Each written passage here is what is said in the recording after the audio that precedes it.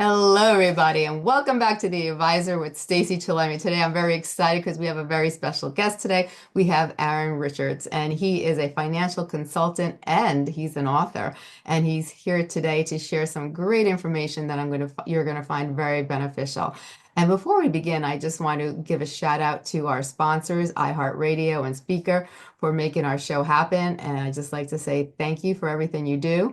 And today I'm really excited, Aaron, to have you on the show. You have such an amazing story. So you're a financial consultant, but you really, there was a lot of things in your life that brought you to the point where you are today and a lot of the things that that happened to you as you grew up in your childhood years to your adult years have really made a huge impact on your success level. Can you share a little about your story and how you went from living, with your family and just growing up with such great inspirational guidance and how that really helped you, become the person you are today.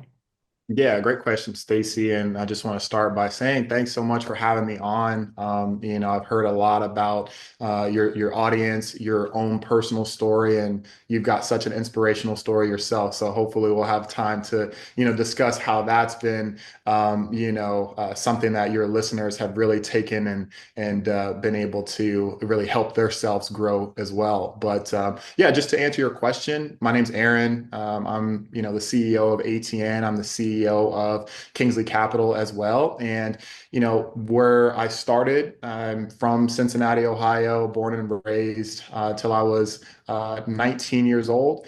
And once I, was born, I had, two parents that were, both pastors. They both had their doctorates. And so education was a big part of our family and our life. And when I was younger, having two older siblings, I really had them to look up to and to gain some inspiration from there.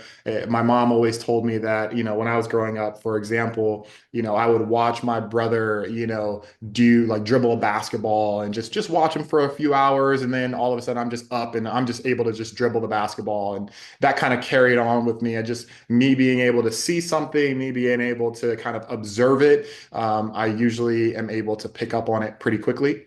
So, with my parents, both being speakers and both being authors and both being educators, I think it's pretty natural that that's the progression that I took. I love it. I love it. And you've done so well in the field of finance, and you even wrote a book called The Three Accusations of Wealth. Now, when you wrote that book, what inspired you to write a book? Because usually when we write books, we're very passionate about a specific topic and it means something to us and we really want to get a message across. Why did you write the book and what was that message that you really wanted to get across to the readers? Yeah, for sure. So the book is written, but it is not published yet. I'm very excited about the opportunities I have for the publishing companies that we're kind of vetting and figuring out which one is going to work the best for us. Um, and so, with that being said, the inspiration for the book was just solving my own problems. I feel like the most natural way to help other people is to have a solution or have a problem that you found for your own self and be as obsessed as you possibly can be to solve that problem. And then if you are fortunate enough to realize that a lot of other people are dealing with the same or similar problems, then you could either start a business, you could figure out how you can help other people. And so that's what it was. You know, at about 20 years old, I had a crossroad in my life whether I was going to continue, chasing my sports dreams, or if I was going to, kind of focus more on the academic and more on the professional side of my life and how career, progression would go. And I decided to, pivot from football, hang up the cleats, so to speak, and focus on academics. What happened to me when I graduated from high school? I went and played a year at this school. It's called Morehead State, and it was a small town. Literally, it was like a one stoplight. It felt like, and I was just looking around, and I was like, this isn't necessarily a step up from Cincinnati so much. I did have bigger dreams and aspirations. I wanted to play in front of, 100,000 people like, Ohio State or Michigan, but my talents were not there, right? I had to be real with myself. And so going to that smaller school, it definitely humbled me, but it kind of made me realize that, all right, like maybe I need to take another step back and reevaluate. Then I ended up in Arizona at a community college, and so I was even lower on the totem pole because the school that I was at was a Division 1, albeit a smaller school. And Right. so when I went to Arizona, that's when I had that decision to make, and I chose academics. My brother was at Arizona State at the time; he was about to graduate, and he sat down with me and told me like about goal setting. And at the time, I was 20 years old, like I mentioned, and kind of flailing through school a little bit. It wasn't my main focus.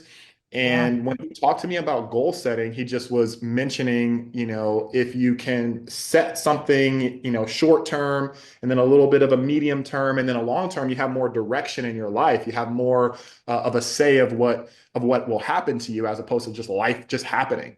So Yeah. I followed that advice, and that led me to improving my life, getting a job, starting to work, eventually finishing college, my bachelor's specifically. And my mom actually, once I finished my bachelor's, she encouraged me to start to study finance and start to study financial literacy specifically. And with that, that's when I started to realize, well, wait a second, this whole money thing, it goes a lot deeper than just having a 9 to 5 job and earning a paycheck and paying bills and going on vacation once a year. It was a lot more aspirational, or at least you could be more aspirational when it came to your wealth journey. And so I Yeah. really dug into that. I really listened to Dave Ramsey a lot. I listened to Robert Kiyosaki a lot. I was kind of disciples of both of them, even though it's like, kind of, the angel on one shoulder, the devil on the other, in a sense. Um, and that kind of shaped my, financial outlook and the insights that I was getting. And, overall, my life is kind of a dichotomy. It's kind of two different people in a sense. On the one end, growing up, I went to public school half of my schooling career, and then private school half of my schooling career. I grew up in a predominantly like an urban environment for the first 9 years of life, and then a suburban environment for the next 9 years of life. Right. I've gone to community college. I've gone to the prestigious universities. I've done all of it. I've played Division 1. I've played community college football. So there's a lot of experiences in my life that have been able to help me to shape who I am, not only as a person, a professional, but also as someone who's a financial consultant. So starting this book was really just based off of my philosophy, which three acquisitions of wealth. First acquisition is you have to acquire knowledge, right? The second acquisition is acquire capital. And the last acquisition is acquiring assets. And so, we can kind of break those down, but those are just the reasons why I decided to write the book, because I had a personal journey of growth and understanding that I felt like this framework would help a lot of people have a realization that you don't just start just like plowing away and start earning money, and then 30 years later you're going to be a millionaire if you do things right, perhaps, but you do need to have a level of understanding first before you really, start on your pathway. And I think that's going to be helpful for a lot of people. Oh, I definitely think so. One of the things I noticed about a lot of people, I meet a lot of talented people, a lot of well-educated people, people that have the potential to really grow far in their careers, but they lack the business end. So they have the intelligence, they have the knowledge, they have the expertise, but they lack the business end, and that usually pulls them down. For those people, what would you say to them? Because you really need both ends. You have, and if you don't have both ends, you need to hire someone to help you with the second end of it so you grow. So what's your own, from what you've seen with your own clients and from your own knowledge, what do you say to those people? Yeah, for sure. So, I mean, they say, people can be jacks of all trades, but masters of none. You just want to, in my opinion, be, as proficient in certain areas as possible, but then you realize what your shortcomings are, and then you have people that can give you insight or perspective. They can call them mentors, they can call them coaches or what have you, that can help to support the things that you are lacking. But then also, once you're in a position, if you are a business owner or, someone who aspires to do that, typically, if you want to have a partner, you just find someone who's a like-minded individual, and hopefully you're not like, duplicating yourself from another person. Because if you're a salesperson and you partner with another salesperson, it's probably not going to be the best fit. You guys are doing the same things. You may want a salesperson, and you may want a marketing person, or you may want somebody who does the back end or operations, or does admin and things like that. So I would say for me personally, what I realized was, I mean, let's just go into when I was working at Grand Canyon University. I was working as a counselor on campus, and that was kind of customer service, kind of counseling, kind of recruiting in a sense. But then when I was promoted to work, and moved from Phoenix to Los Angeles and to be a business development representative, that's when my life really did change, is because I realized, as I'm out working to build my own book of business, which I had never done before, I had no relationships in Los Angeles. I had no, ties to that city at all. I had to go out and kind of, do what I felt like was necessary in order to get some, students into the university, and help them further their careers. So what I realized as I'm in West Los Angeles, which for me, I was very fortunate to have that be my territory. We had Beverly Hills, we had Santa Monica, we had Venice, we had Marina Del Rey, all the beautiful places in Los Angeles was a part of my territory. And I'm walking around these neighborhoods, and I'm just like, or driving around these neighborhoods, and I'm just like, this is amazing. This is so great. And that really stuck to me as far as like ascending to, not just a $400,000 house in, middle of America, which is all good and well. I just had bigger dreams and goals for myself. And Mhm. so I realized at that time, as I was working in business development, I was like, the only difference between what I'm doing now and Mhm. an entrepreneur is that I Mhm. don't have my own product, and I don't have my own money to like market this product. And Right.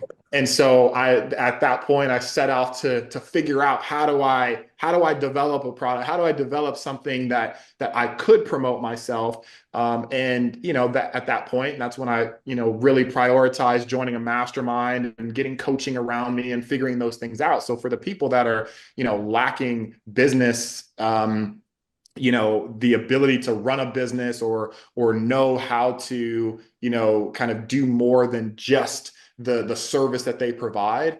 Yeah. They need to seek guidance from coaches, consultants. They need to partner with people that they can meet in networking events, or maybe school or what have you, and just outsource in a sense as well. Right. No, definitely. I think it's very important that people have a coach. I think a coach or a consultant is very important for everybody should have one. A lot of people don't realize, but I know many people that have more than one coach, and they coach in different areas of their business. And it really helps to grow, because they make you see the light in different areas that you normally wouldn't see, or they make you approach things differently, or focus on aspects that you didn't really think were important, but actually were really crucial to grow in your business. 100%. Yeah. Yeah. Yeah. I mean, on my end, with the things that I wasn't really aware of in terms of, kind of, let's just say, for example, learning how to develop a business out in LA, and those things I mean, my manager at the time, Raul, was excellent in being able to support me and coaching me on, hey, this is what you do when you leave a meeting. You always send a follow-up right away and say, thanks so much for your time, really appreciate it. If it takes less than 2 minutes to do it immediately. Don't leave it for that night or the next day or whatever. If the task takes 2 minutes or less, just prioritize doing it right away. So small tidbits like that you'll pick up on the way, and you'll become the person that you want to be by developing those small skills, that you pick up along the way. But it does take people who have done it before that can help you and give you the guidance to make you a better, individual in that regard. Oh, 100%. Now, when it came to the principles in your book, how is the principles so important to today's society, and how can it make a difference in our economy and the people in our economy who are trying to grow their businesses?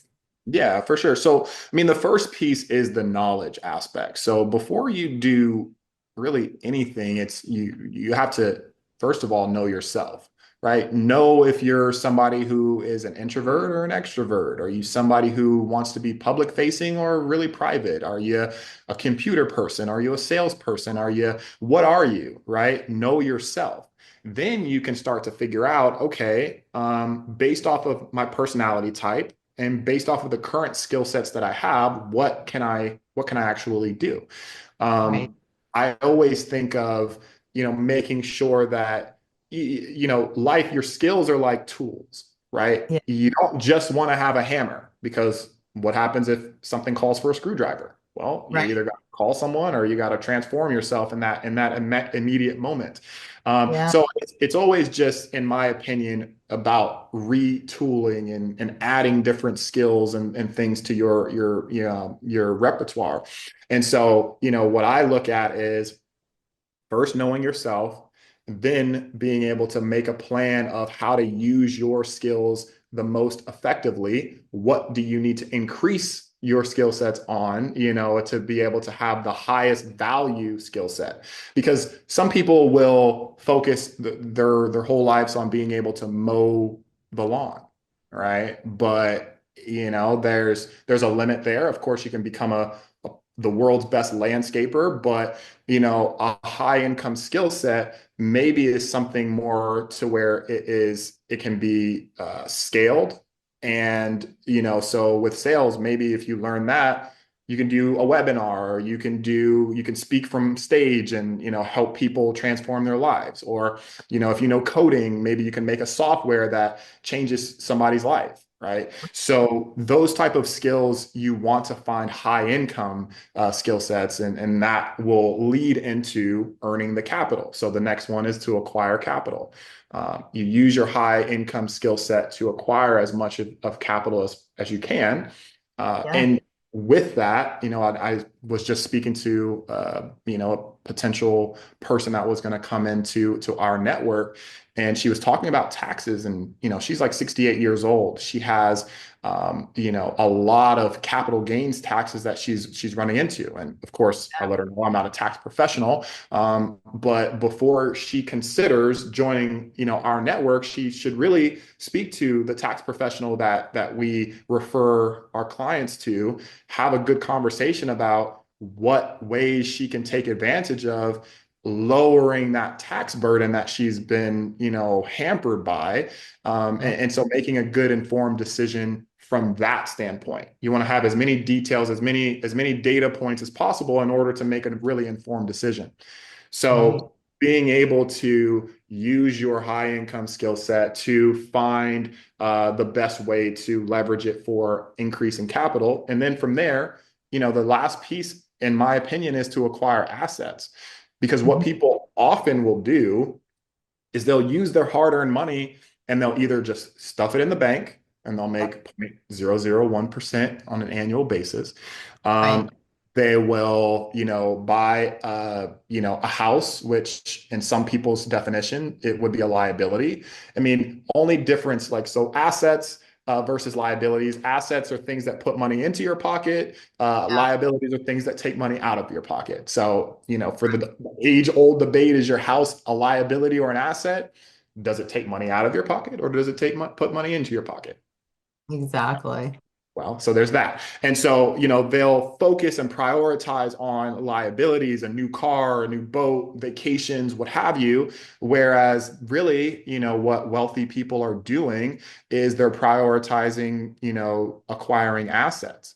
And Yep. once you acquire those assets, you can use that to fund all the liabilities that you want. But just one Right. has to come before the other. And if you do that, then, typically your life will be a bit easier down the road. If you focus on the hard first, then life gets easier, in my opinion. If you focus on just making it easy on yourself and not even thinking about these types of things, Yeah. then that's when life gets a little bit more difficult at a later stage in life.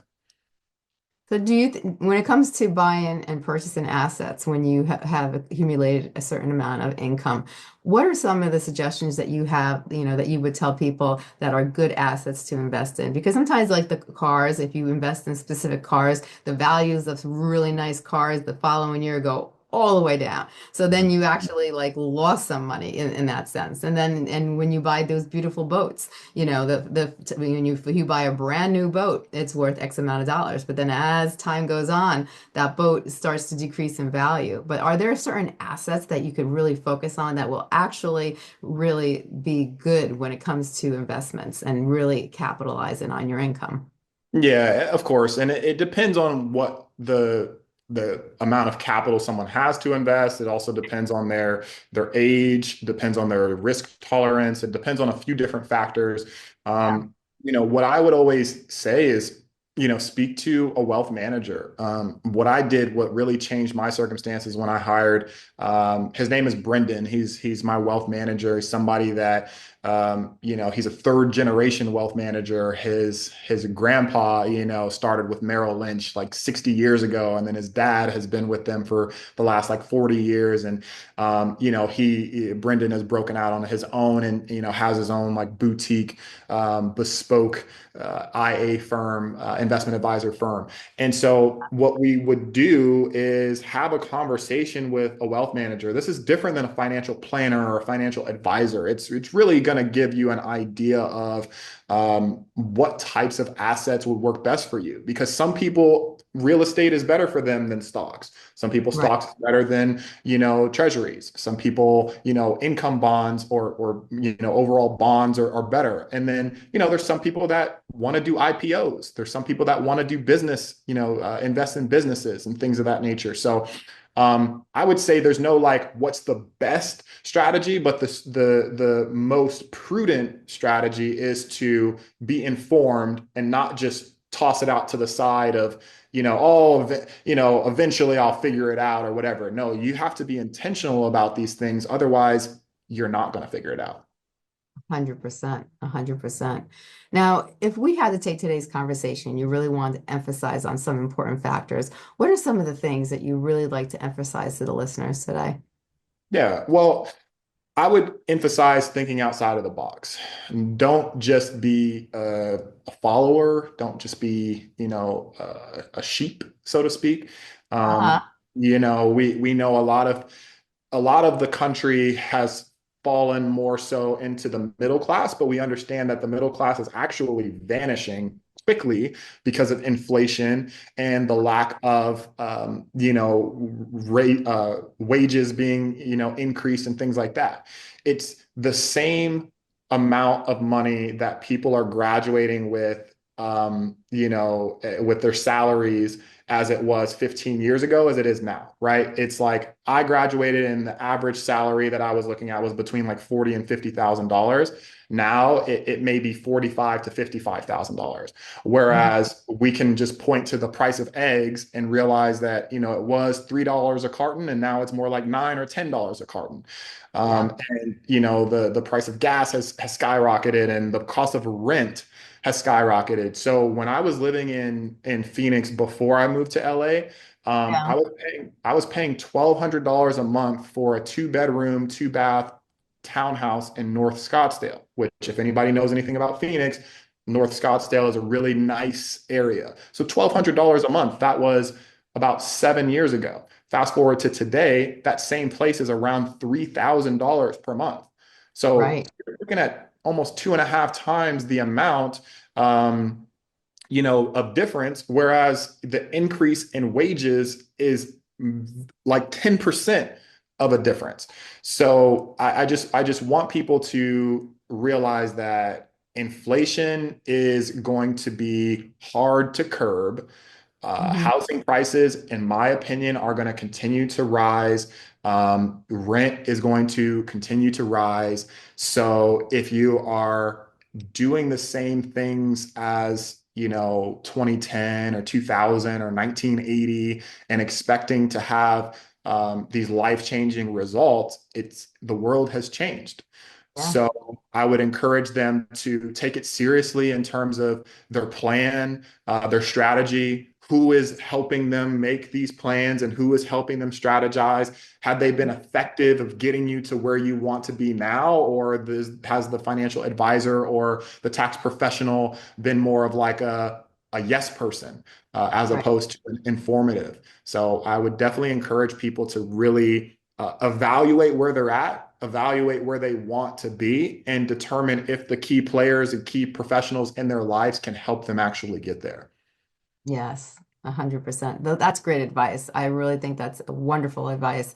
I think a lot of people really need to reevaluate how they're doing things because I feel like sometimes people get so caught up in the old ways that they don't realize time is evolving, time is changing, and a lot of things that we did back in the day, we can't really do anymore if we want to be successful. And I see a lot of people still doing the same things they did 10, 20 years ago. And they're struggling financially, even though they have the opportunity to reach a certain level of success because they have not changed their ways. Exactly. Yeah, it used to be where about 45% of somebody's salary on a minimum wage salary back in like the 50s and 60s, could support their housing expenses. Mhm. Now, if you are, now that's the case if you are a college graduate, that same 45, 50% of your income goes to your housing expenses. And so back 50, 60 years ago, it was easy to, work at, the Piggly Wiggly or, the post office or whatever and, have a fine middle class life. But now, even as a college graduate, you're still struggling and now you have student debt perhaps and those type of things. So the circumstances are a lot different for people that are living today, in 2025 versus, 50 and 75 years ago. So the comparisons are difficult for millennials and people that are Gen Zs, as opposed to baby boomers. It's Yeah. just a different world. And you just look at the prices of things, and it's all good for certain people that have houses already that they bought in 1980 for 150,000 and now the value is, a million in certain areas. That's great, but how about the people that have to try to afford $1 million home? We were priced out of Los Angeles when I was living out there. Our budget for our first home was, let's say, 750,000. Mhm. 750,000 at that time, this was like 5 years ago. We were house searching. It was like gonna get us, in Compton and a two-bedroom, one bath, 900 square feet. It was like ridiculous. So, people are priced out. People are in a situation to where it's a really difficult to acquire the things that they want. And so, what I am helping people to understand through this book and through financial consulting is that, you have to make adjustments earlier on in the process, Yeah. in order for you to have real change in your life. But there's also ways that we can help to bridge some of the difference as far as investments and alternatives in that regard right now with some of the things that we have access to with my team. Yeah. But it's really difficult. And if people want to have a conversation about ways that either my team can help or the professionals that I work with are able to assist in supporting the goals that they do have, then that's one thing that we're really excited to be able to talk and help people to navigate. I love it. I love it. Now, when do you expect your book to pre-launch or launch? Yeah, great question. That's an excellent. That's a 12.99 question. Um, I would say at the end of the summer is when we'll officially be done. We'll go through the editing process, kind of here in the next few weeks, and then it'll be ready to actually launch towards the end of summer. So we'll expect it to be available then.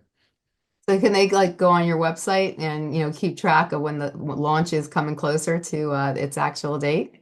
Yeah, so we're going to be posting updates. So if you want to follow me at it's at Aaron R official underscore, and that's going to be on Instagram, and then or you can follow me on or subscribe on YouTube at ATN Unlimited, and that's something that we're gonna definitely be giving updates as far as when that's going to come out. But even on those platforms, we discuss exactly what I'm mentioning and go into more depth, be more specific about certain things on both of those platforms as well. So in the meantime, while we're waiting on the logistics, you can still, consume some of the content and, be able to message me on there on Instagram or what have you to get more insight. And then of course you can also reach me on LinkedIn as well. I'm pretty active. That's actually I'll let a secret be known a little bit. I don't know if I should tell this if my team would love for me to say this, but I'm much more active on LinkedIn personally than I am on Instagram or other platforms. So if you really want to get the real me, message me on LinkedIn, connect with me there. That's something that I feel like is one of the best ways to get in contact. I love it. I love it. Well, this has been amazing, Aaron. I had a really great time with you. I think, I really wish you the best luck with your book. I think this is an excellent topic. Your story is amazing. And I think a lot of people need help when it comes to the world of finance. I think people just don't know sometimes the right decisions to make. They don't know where to begin. They don't know, if they should go left or if they should go right. One person says one thing, another person says another thing, and it could lead you in all different directions. But when you have somebody that could guide you and explain to you clearly, what are the right things to do in order to build your finances and to get to that level of success that you consider a level of success, it's very special. And I think what you're doing is great, and I wish you the best of luck. I appreciate it. Thanks for having me on. Oh, you're very welcome, and you have a great day. All right, you too.